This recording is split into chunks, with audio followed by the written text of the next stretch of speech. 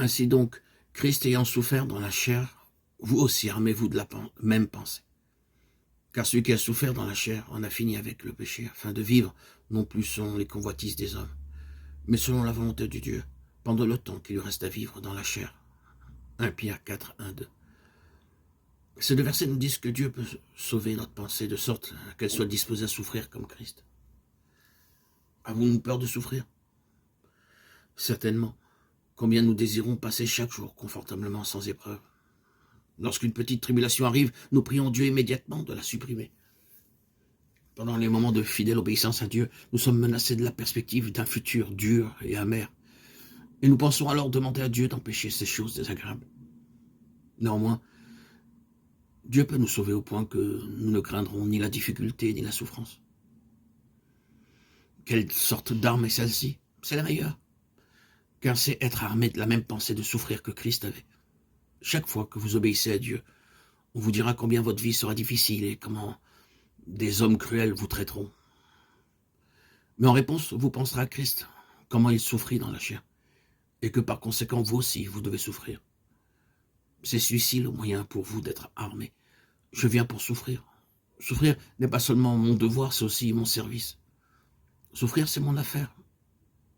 Et je l'embrasse très volontairement. Ainsi, armé, vous pourrez tout vaincre.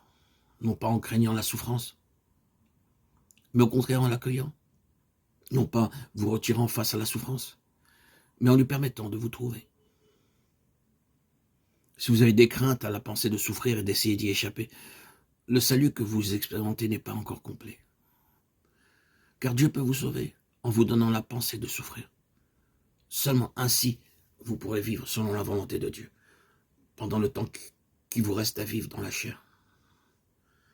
Remercions et louons Dieu, cela est possible. Dieu nous délivre de toute anxiété. Que cette épreuve que nous subissons soit grande ou petite, sérieuse ou peu importante, nous devons placer notre confiance en Christ, notre Seigneur. Si quelqu'un n'a pas expérimenté la paix de Dieu placée dans son cœur et ses pensées comme une garnison, le salut qu'il a obtenu n'est pas encore complet. Louons et remercions Dieu. Dieu nous délivre de toute anxiété, afin que nous vivions sans inquiétude. Sa paix peut garder nos cœurs et nos pensées comme une garnison.